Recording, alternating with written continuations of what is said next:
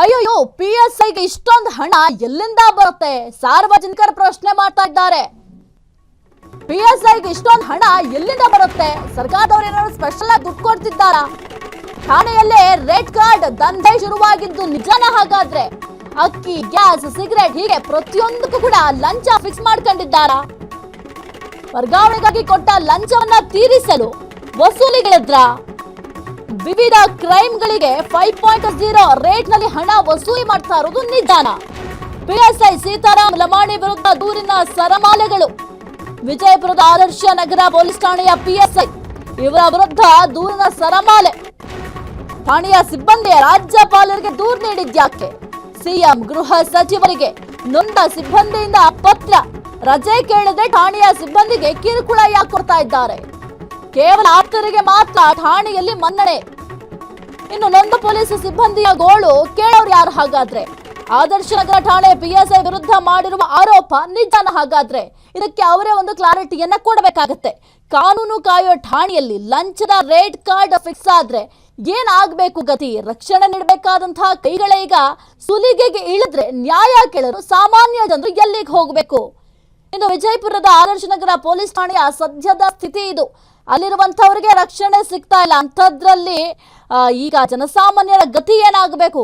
ಆದರ್ಶ ನಗರ police ಠಾಣೆಯ PSI Sitaram Lamani ಭ್ರಷ್ಟಾಚಾರ ಕಿರುಕುಳಕ್ಕೆ ಬೇಸತ್ತು. ಇನ್ನು ಸಿಎಂ ಮತ್ತೆ ಗೃಹ ಸಚಿವರು ಸೇರಿದಂತೆ ಹಿರಿಯ ಪೊಲೀಸ್ ಅಧಿಕಾರಿಗಳಿಗೆ ಠಾಣಾ ಸಿಬ್ಬಂದಿ ಹಾಗೂ ಅಧಿಕಾರಿಗಳು ಒಂದು ಪತ್ರ ಕೂಡ ಬರೆದಿದ್ದಾರಂತೆ. ಇನ್ನು PSI ಲಮಾಣಿ ಆದರ್ಶ ನಗರ ಪೊಲೀಸ್ ಠಾಣೆಯಿಂದ ತಿಕೋಟ ಪೊಲೀಸ್ ಠಾಣೆ ಏನಿದೆ ವರ್ಗಾವಣೆಗಾಗಿ ಹಣವನ್ನ ಹೊದಿಸುತ್ತಿದ್ದಾರೆ ಎಂಬ ಆರೋಪ ಕೂಡ ಮಾಡಿದ್ದಾರೆ. ಹೀಗಾಗಿ ಹಣಕ್ಕಾಗಿ ವಿಪರೀತ ಭ್ರಷ್ಟಾಚಾರ ಮಾಡ್ತಾ ಇದ್ದಾರಂತೆ. ಜೊತೆಗೆ ಕಾನೂನು ಬಾಹಿರ ಚಟುವಟಿಕೆಗಳಿಂದ ಸಾರ್ವಜನಿಕರಲ್ಲಿ ಹಾಗೂ ಸಿಬ್ಬಂದಿ ವರ್ಗದಲ್ಲಿ PSI ತೊಂದರೆಯನ್ನ ಉಂಟು ಮಾಡ್ತಾ ಇದ್ದಾರೆ ಎಂಬ ಆರೋಪ ಕೂಡ ಕೇಳಬರ್ತಾ ಇದೆ.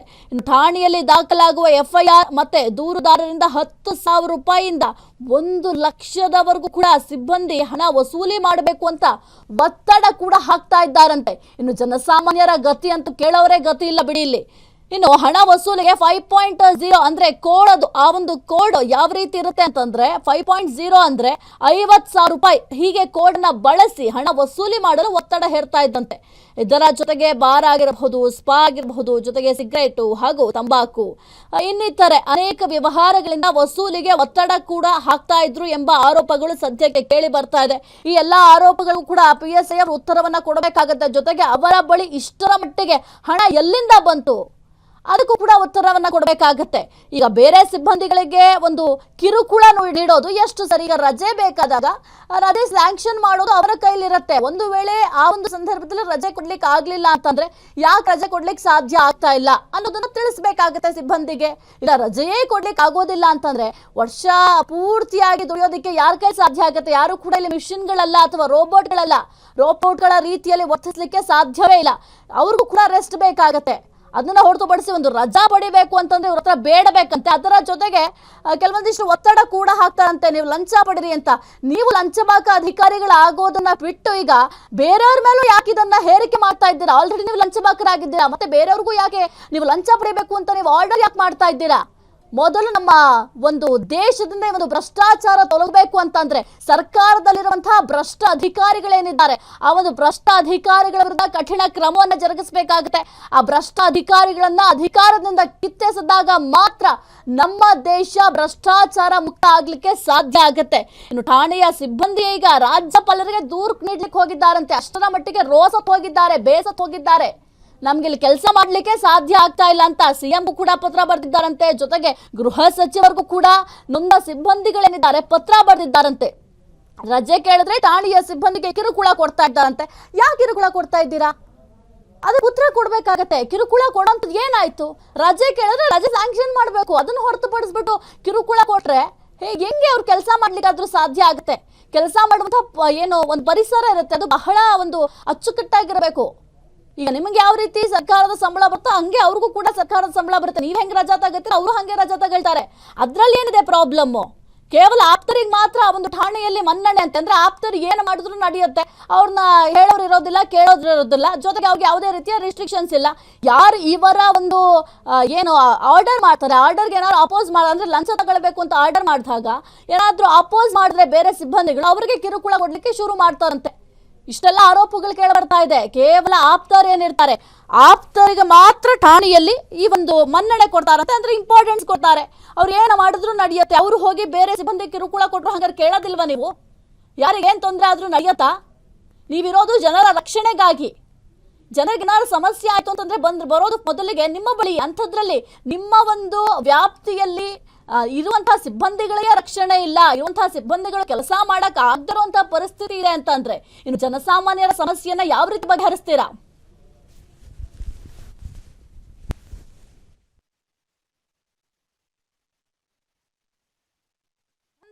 ಗೋಳು ಕೇಳೋ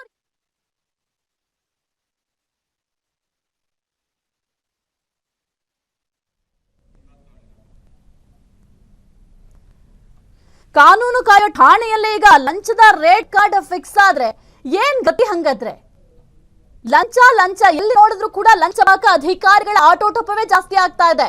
ಮೊದಲು ಸರ್ಕಾರ ಆ ಯೋಜನೆ ಜಾರಿ ಮಾಡ್ತೀನಿ, ಆ ಒಂದು ಅಭಿವೃದ್ಧಿ ಕೆಲಸಗಳನ್ನ ಮಾಡ್ತೀನಿ ಅಂತ ಹೇಳ್ತಾ ಇರ್ತಾರಲ್ಲ, ಅದರ ಬದಲು ಈಗ ಮುಖ್ಯವಾಗಿ ಮಾಡಬೇಕಾಗಿರುವ ಕೆಲಸ ಅಂತಂದ್ರೆ ಲಂಚ ಬಾಕ ಅಧಿಕಾರಿಗಳನ್ನ ಕೆಲಸದಿಂದ ಅಮಾನತು ಮಾಡಬೇಕು. ನಾವು ಕೇವಲ ಇವರ ವಿರುದ್ಧವಾಗಿ ಹೇಳ್ತಾ ಇಲ್ಲ, ಇವರ ಮೇಲೆ ಆರೋಪ ಬಂದ್ರೆ ಆ ಒಂದು ಆರೋಪ ಸಾಬೀತಾಯ್ತು ಅಂತಂದ್ರೆ ಕಠಿಣ ಕ್ರಮವನ್ನ ಜರುಗಿಸಲೇಬೇಕು. ಬೇರೆ ಯಾರೆಲ್ಲ ಲಂಚವಾದ ಅಧಿಕಾರಿಗಳಿದ್ದಾರೆ ಅವರ ವಿರುದ್ಧ ಕಠಿಣ ಕ್ರಮವನ್ನ ಜರುಗಿಸಬೇಕಾಗಿದೆ. ಜನಸಾಮಾನ್ಯರು ಜೀವನ ಮಾಡೋದೇ ಕಷ್ಟ ಆಗಿದೆ. ಅಂಥದ್ರಲ್ಲಿ ಪ್ರತಿಯೊಂದಕ್ಕೂ ಕೂಡ ಲಂಚ ಕೊಡಬೇಕು ಅಂತಂದ್ರೆ ಜನಸಾಮಾನ್ಯರ ಗತಿ ಏನಾಗಬೇಕು? ಜನಸಾಮಾನ್ಯರು ಜೀವನ ಮಾಡೋದಾದ್ರೂ ಹೆಂಗೆ? ಏನಾದ್ರೂ ಒಂದು ಠಾಣೆಯಲ್ಲಿ ಏನಾದ್ರು FIR ದಾಖಲಾಯಿತು ಅಂತಂದ್ರೆ ದೂರುದಾರರಿಂದ 10,000 ರೂಪಾಯಿ ಐತೆ. ದೂರುದಾರರು ಯಾಕೆ ನಿಮ್ಗೆ 10,000 ರೂಪಾಯಿಂದ 1 ಲಕ್ಷ ರೂಪಾಯಿ ದುಡ್ಡು ಕೊಡಬೇಕು? ಅವ್ರು ಕಂಪ್ಲೇಂಟ್ ಕೊಡ್ತಾ ಇರೋದು. ಆ ಒಂದು ಕಂಪ್ಲೇಂಟ್ ಕೊಟ್ಟಾಗ ಯಾವ್ದು ಸರಿ ಯಾವ್ದು ತಪ್ಪು ನೀವು ಹೋಗಿ ತನಿಖೆ ಮಾಡಬೇಕು. ಅದು ನಿಮ್ಮ ಕೆಲಸ, ನಿಮ್ಮ ಕರ್ತವ್ಯವನ್ನ ನೀವು ಮಾಡ್ಲಿಕ್ಕೆ ದುಡ್ಡು ಕೊಡ್ಬೇಕು ಅಂತಂದ್ರೆ ಮೇ ಬಿ ಸರ್ಕಾರದವ್ರು ನಿಮ್ಗೆ ಸಂಬಳ ಕೊಡ್ತಾ ಇಲ್ವಾ? ಸಂಬಳ ಕೊಡ್ರೆ ಏನಾದ್ರು ಸುಮ್ಮನೆ ಕೂಡಿಸಿದ್ದಾರಾ? ಹಂಗಾಗಿ ನೀವು ಈ ರೀತಿಯಾಗಿ ದುಡ್ಡನ್ನು ವಸೂಲಿ ಮಾಡ್ತಾ ಇದ್ದೀರಾ? ಹೇಳಿ, ಇಲ್ಲ ಅಂದ್ರೆ ಸರ್ಕಾರದವ್ರು ನಮ್ಗೆ ಸಂಬಳ ಕೊಡ್ತಾ ಇಲ್ಲ, ನಮಗೆ ದುಡ್ಡು ಬೇಕು, ಜೀವನ ನಡೆಸೋದು ನಮಗೂ ಕೂಡ ತುಂಬಾ ಕಷ್ಟ ಆಗಿದೆ ಅಂತ. ನಿಮಗೆ ಸರ್ಕಾರದ ಸಂಬಳ ಕೂಡ ಬೇಕು, ಜನಸಾಮಾನ್ಯರ ಬಳಿಯೂ ಕೂಡ ಹಣವನ್ನ ತಿಂದು ತೇಗ್ತೀರಾ ಅಂತಂದ್ರೆ ಜನಸಾಮಾನ್ಯರು ಯಾರ ಬಳಿ ಹೋಗಿ ಹಣ ಕೇಳಬೇಕು?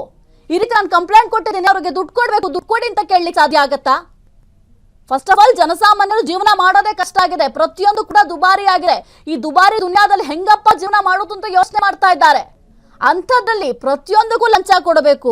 ಈ ದೂರುದಾರರು ಏನಾದ್ರು ಕಂಪ್ಲೇಂಟ್ ಕೊಟ್ರೆ ಅಥವಾ FIR ದಾಖಲಾದ್ರೆ 10,000 ರೂಪಾಯಿಂದ 1 ಲಕ್ಷ ರೂಪಾಯಿ ಸಿಬ್ಬಂದಿಗಳು ಹಣ ವಸೂಲಿ ಮಾಡಿ ಅಂತ ಹೇಳ್ತಾರಂತೆ. ಈ ರೀತಿಯಾಗಿ ಆರೋಪಗಳು ಕೇಳ ಬರ್ತಾ ಇದೆ. ಇನ್ನು ಏನು 5.0 ಅಂತಿದೆ ಅದು 50,000 ರೂಪಾಯಿ. 50,000 ರೂಪಾಯಿ ಅಂತ ಹೇಳಲಿಕ್ಕೆ ಸಾಧ್ಯ ಆಗೋದಿಲ್ವಲ್ಲ, ಹಾಗಾಗಿ 5.0 ಅಂತ ಹೇಳ್ತಾರಂತೆ. ಈ ಒಂದು 5.0 ಅಂದ್ರೆ 50,000 ರೂಪಾಯಿ ವಸೂಲಿ ಮಾಡ್ಕೊಳ್ಬೇಕು. ಜನಸಾಮಾನ್ಯರು ಎಲ್ಲಿಂದ ತರ್ತಾರೆ ಇಷ್ಟೊಂದು? ಈಗ ಏನಾದರೂ ಅನಧಿಕೃತವಾಗಿ ಕಟ್ಟಡ ನಿರ್ಮಾಣ ಆಗಿರ್ಬೋದು, ಅಥವಾ ಅನಧಿಕೃತವಾಗಿ ಒಂದು ಬಾರ್ ನಡೆಸೋದಾಗಿರ್ಬೋದು, ಅಥವಾ ಅನಧಿಕೃತವಾಗಿ ಒಂದು ಸಿಗರೇಟ್ ಮಾರಾಟ ಮಾಡೋದಾಗಿರ್ಬೋದು, ಈ ರೀತಿ ಎಲ್ಲ ಕೃತ್ಯಗಳು ನಡೀತಾ ಇದೆ, ಅಥವಾ ಕಾನೂನು ಬಾಹಿರವಾಗಿ ಯಾವುದಾದ್ರೂ ಕೃತ್ಯಗಳು ನಡೀತಾ ಇದೆ ಅಂತಂದ್ರೆ ಮೊದಲು ಆ ಒಂದು ಸ್ಥಳಕ್ಕೆ ಹೋಗಬೇಕಾಗಿರೋದು ನಮ್ಮ ಪೊಲೀಸರು ನಮ್ಮ ಹೆಮ್ಮೆ ಅಂತ ಹೇಳ್ತೀವಿ. ಅಂಥದ್ದಲ್ಲಿ ಈ ರೀತಿಯಾಗಿ ಪ್ರತಿಯೊಂದಕ್ಕೂ ಕೂಡ ಲಂಚ ತಗೊಂಡು ಅನಧಿಕೃತವಾಗಿ ಕೆಲವೊಂದಿಷ್ಟು ಚಟುವಟಿಕೆಗಳು ನಡೀಲಿಕ್ಕೆ ನೀವು ಅನುಮತಿಯನ್ನ ಕೊಡ್ತೀರಾ ಅಂತಂದ್ರೆ ಜನಸಾಮಾನ್ಯರ ಪರಿಸ್ಥಿತಿ ಏನಾಗಬೇಕು? ಜನಸಾಮಾನ್ಯರು ಏನಾದ್ರೂ ನಿಮಗೇನು ತೊಂದರೆ ಇಲ್ಲ ಬಿಡಿ. ಜನಸಾಮಾನ್ಯರಿಗೆ ಎಷ್ಟೇ ಸಮಸ್ಯೆಗಳಾದ್ರೂ ಕೂಡ ಈಗ ಹೆಂಗಾಗಿದೆ ಅಂತಂದ್ರೆ ಹಣ ಬರ್ತಾ ಇದ್ಯಾ, ಓಕೆ, ಹಣ ಬಂದ್ರೆ ಓಕೆ, ಯಾವ್ದು ಏನಾದ್ರೂ ಆಗ್ಲಿ, ಯಾರಿಗೆ ಅನ್ಯಾಯ ಆದ್ರೆ ಏನಾಗಬೇಕು? ಜನಸಾಮಾನ್ಯರಿಗೆ ತಾನೇ ಅನ್ಯಾಯ ಆಗ್ತಿರೋದು, ಬೇರೆ ಏನ್ ಪ್ರಾಬ್ಲಮ್ ಆಗ್ತಾ ಇಲ್ವಲ್ಲ ಅಂತ ಯೋಚನೆ ಮಾಡೋ ಪರಿಸ್ಥಿತಿಯಲ್ಲಿ ಬಂದಿದ್ದಾರೆ. ಅಕ್ಕಿ, ಗ್ಯಾಸು, ಸಿಗರೇಟು, ಅಕ್ರಮ ದಂಧೆ, ಬಾರು, ವೇಶ್ಯಾವಾಟಿಕೆ, ಇಲ್ಲೆಲ್ಲಾ ಕಡೆಯೂ ಕೂಡ ಹಣ ವಸೂಲಿ ಮಾಡಿ ಅವ್ರನ್ನ ಅರೆಸ್ಟ್ ಮಾಡೋದಕ್ಕೆ ಹೋಗ್ತಾ ಇಲ್ಲ. ಅರೆಸ್ಟ್ ಮಾಡಿ ಅಂತ ಇಲ್ಲಿ ಹೇಳ್ತಾ ಇಲ್ಲ, ಹಣ ವಸೂಲಿ ಮಾಡಿ. ನೀವು ಲಂಚಬಾಕ ಅಧಿಕಾರಿಗಳಾಗೋದ್ರ ಜೊತೆಗೆ ಬೇರೆಯವ್ರನ್ನೂ ಕೂಡ ಲಂಚಬಾಕ ಅಧಿಕಾರಿಗಳು ಮಾಡಬೇಕು ಅಂತ ಪ್ಲಾನ್ ಮಾಡ್ಕೊಂಡಿದ್ದೀರಾ. ಹಂಗಾಗಿ ಒಂದು ಹುದ್ದೆಯಲ್ಲಿದ್ದೀರಾ. ಎಷ್ಟು ರೆಸ್ಪೆಕ್ಟ್ ಇರುತ್ತೆ PSI ಅಂತ ಆ ಒಂದು ಹುದ್ದೆಗೆ. PSI ಅಂತಂದ್ರೆ ಆ ಒಂದು PSI ಹುದ್ದೆಗೆ ಬರ್ಬೇಕಂತಂದ್ರೆ ಎಷ್ಟು ಕಷ್ಟಪಟ್ಟು ಹಗಲಿರಳು ಓದಿರ್ತೀರಾ, ಸಾಕಷ್ಟು ಶ್ರಮವನ್ನ ಹಾಕಿರ್ತೀರಾ. ಅಂಥದ್ರಲ್ಲಿ ಆ ಒಂದು ಹುದ್ದೆಗೆ ರೆಸ್ಪೆಕ್ಟ್ ಕೊಟ್ಟಿಲ್ಲ ಅಂತಂದ್ರೆ ಹೆಂಗೆ? ಬೇರೆಯವ್ರು ನಿಮ್ಮ ನೋಡಿ ಹೆಂಗ್ ಸ್ಫೂರ್ತಿಯಾಗಿ ತೆಗೆದುಕೊಳ್ತಾರೆ? ನೀವು ಸ್ಫೂರ್ತಿ ಕೊಡ್ತಾ ಇಲ್ಲ, ಮಾದರಿ ಆಗ್ತಾ ಇಲ್ಲ. ಕೇವಲ ಮಾದರಿ ಆಗ್ತಿರೋದು ಹೆಂಗೆ ಅಂತಂದ್ರೆ ಹೆಂಗ್ ಲಂಚ ಪಡಿಬೇಕು ಅನ್ನೋದಕ್ಕೆ ಮಾದರಿ ಆಗ್ತಾ ಇದ್ದೀರಾ. ಠಾಣೆಯಲ್ಲಿ ರೇಟ್ ಕಾರ್ಡ್ ಫಿಕ್ಸ್ ಮಾಡ್ತೀರಾ, ರೇಟ್ ಕಾರ್ಡ್ ದಂಧೆ ಶುರು ಮಾಡ್ತೀರಾ ಅಂತಂದ್ರೆ ನಿಜಕ್ಕೂ ಯಾರು ಈ ರೀತಿಯಾಗಿ ಮಾಡ್ತಾ ಇದ್ದಾರೆ ಅವ್ರಿಗೆ ನಾಚಿಕೆ ಆಗಬೇಕು.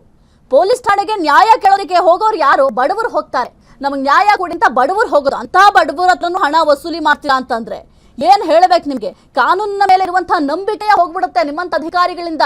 ಅಟ್ಲೀಸ್ಟ್ ಕಾನೂನಿನ ಅಡಿಯಲ್ಲಿ ಹೋದ್ರೆ ನಮ್ಗೆ ನ್ಯಾಯ ಸಿಗತ್ತೆ ಅಂತ ಎಲ್ಲರೂ ಕೂಡ ಒಂದು ಅಭಿಲಾಷೆಯನ್ನ ಇಟ್ಕೊಂಡಿರ್ತಾರೆ.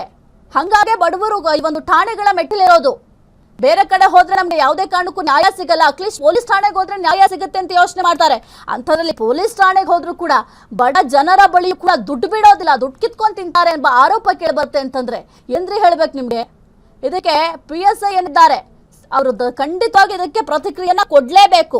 ಕೇವಲ ಇದು ಆರೋಪನ ಅಥವಾ ನಿಜವಾಗ್ಲೂ ಕೂಡ ಈ ರೀತಿಯಾಗಿ ನಡೀತಾ ಇದ್ಯಾ? ಕಾಕಿ ಬಟ್ಟೆ ಅಂತಂದ್ರೆ ಜನಸೇವೆ ಮಾಡ್ಲಿಕ್ಕೆ ಇರೋವಂಥದ್ದು, ನಿಮ್ಮ ಸೇವೆಯನ್ನ ಮಾಡ್ಲಿಕ್ಕೆ ಅಥವಾ ನಿಮ್ಮ ಅಭಿವೃದ್ಧಿಯನ್ನ ಮಾಡ್ಲಿಕ್ಕೆ ಇರೋದಲ್ಲ. ನೋಡಿ PSI ಅವ್ರಿಗೆ ಯಾಕೆಂದ್ರೆ ಇಷ್ಟೆಲ್ಲ ಪ್ರಶ್ನೆಗಳಿದಾವಲ್ಲ, ಕೇಳೋಣ ಏನ್ ಅವ್ರ ಸೈಡ್ದು ಏನಿದೆ, ಕೇವಲ ಇದು ಆರೋಪ ಅಷ್ಟೇನಾ, ಏನ್ ಪ್ರಾಬ್ಲಮ್ ಏನು ಅಂತ ಕೇಳೋಣ ಅಂದ್ರೆ PSI ಅವ್ರು ಫೋನ್ ಪಿಕ್ ಮಾಡ್ತಾ ಇಲ್ಲ. ಅವ್ರು ಕ್ಲಾರಿಟಿ ಕೊಡ್ಬೇಕಾಗತ್ತಲ್ಲ ಇಷ್ಟು ಪ್ರಶ್ನೆಗಳಿಗೂ. ಕೇವಲ ನಮಗೆ ಕ್ಲಾರಿಟಿ ಕೊಡೋದಲ್ಲ, ಅಲ್ಲಿ ಜನಸಾಮಾನ್ಯರಿಗೆ ಕ್ಲಾರಿಟಿ ಕೊಡ್ಬೇಕಲ್ಲ. ಆ ಒಂದು ಕ್ಲಾರಿಟಿ ಕೊಡ್ಲಿಕ್ಕೆ ಫೋನೇ ಪಿಕ್ ಮಾಡ್ತಿಲ್ಲ ಅಂತಂದ್ರೆ ಇಲ್ಲಿ ಯಾರ್ದು ತಪ್ಪು ಯಾರ್ದು ಸರಿ? ಇದಕ್ಕೆ ದಯವಿಟ್ಟು ಫೋನ್ ಪಿಕ್ ಮಾಡಿಬಿಟ್ಟು ಉತ್ತರ ಕೊಡಿ. ಜನಸಾಮಾನ್ಯರಿಗೆ ನೀವು ಉತ್ತರ ಕೊಡ್ಲೇಬೇಕು. ನಿಮ್ಮ ಮೇಲೆ ಇಷ್ಟೊಂದು ಆರೋಪಗಳು ಕೇಳಿ ಬರ್ತಾ ಇದೆ. ರೇಟ್ ಕಾರ್ಡ್ ದಂಧೆ ಮಾಡ್ತಿದ್ದಾರೆ ಎಂಬ ಆರೋಪ ಇದೆ. ಜೊತೆಗೆ 50,000 ರೂಪಾಯಿ ದುಡ್ಡು ವಸೂಲಿ ಮಾಡ್ತಾರೆ, ದೂರುದಾರರು ಬಂದ್ರು ಕೂಡ 10,000ರಿಂದ 1 ಲಕ್ಷ ರೂಪಾಯಿ ಕೊಡಬೇಕು ಅಂತ ಆರೋಪಗಳು ಮಾಡ್ತಾ ಇದ್ದಾರೆ. ಇಷ್ಟೆಲ್ಲ ಆರೋಪಗಳಿಗೆ ಕ್ಲಾರಿಫಿಕೇಶನ್ ಕೊಡಲೇಬೇಕಾಗತ್ತೆ. ಆದ್ರೆ ಈಗ ಫೋನ್ ಪಿಕ್ ಮಾಡ್ತಾ ಇಲ್ಲ PSI ಅವರು, ಸಿದ್ದರಾಮ ಲಮಾಣಿ ಅವರು ಫೋನ್ ಪಿಕ್ ಮಾಡ್ತಾ ಇಲ್ಲ. ಈ ಎಲ್ಲಾ ಪ್ರಶ್ನೆಗಳಿಗೂ ಕೂಡ ಉತ್ತರ ಕೊಡಬೇಕಾಗತ್ತೆ ಅಂತ ಪಿಕ್ ಮಾಡ್ತಾ ಇಲ್ವೋ ಅಥವಾ ಬಿಸಿ ಇದೀನಿ ಅಂತ ಹೇಳ್ತಾ ಇದ್ದಾರ ಗೊತ್ತಿಲ್ಲ. ಒಟ್ಟಿನ ಫೋನ್ ಅಂತೂ ಪಿಕ್ ಮಾಡ್ತಾ ಇಲ್ಲ. ಸಾರ್ವಜನಿಕರಿಗೆ ಹೆಂಗ್ ಉತ್ತರ ಕೊಡ್ತೀರಾ ಕೊಡಿ. ಈ ಆರೋಪಗಳು ಕೇವಲ ಆರೋಪಗಳ ಅಥವಾ ನಿಜಾನ? ರೇಟ್ ಕಾರ್ಡ್ ದಂಧೆ ಮಾಡ್ತಾರೆ ಈ ಒಂದು ಸ್ಟೇಷನ್ಗಳಲ್ಲಿ ಅಂತಂದ್ರೆ ಜನಸಾಮಾನ್ಯರು ಯಾರ ಬಳಿ ಹೋಗ್ಬೇಕು ಸ್ವಾಮಿ? ಯಾರ ಬಳಿ ಹೋಗಿ ನ್ಯಾಯ ಕೇಳಬೇಕು? ನ್ಯಾಯ ಒದಗಿಸ್ಕೊಡ್ಬೇಕಾಗಿರುವಂತಹ ಕಾಕಿ ಈ ರೀತಿಯಾಗಿ ಈ ಒಂದು ದಂಧೆ ಮಾಡ್ತಾರೆ ಅಂತಂದ್ರೆ ನಿಜಕ್ಕೂ ಕೂಡ ನಾಚಿಕೆ ಆಗಬೇಕು. ಯಾರೆಲ್ಲ ಈ ರೀತಿಯಾಗಿ ಕೆಲಸಗಳನ್ನ ಮಾಡ್ತಾರೋ, ಯಾರೆಲ್ಲ ಈ ರೀತಿಯಾಗಿ ಲಂಚ ಬಾಕ ಅಧಿಕಾರಿಗಳಿದ್ರು ಅವ್ರಿಗೆ ನಿಜವಾಗ್ಲೂ ನಾಚಿಕೆ ಆಗಬೇಕು.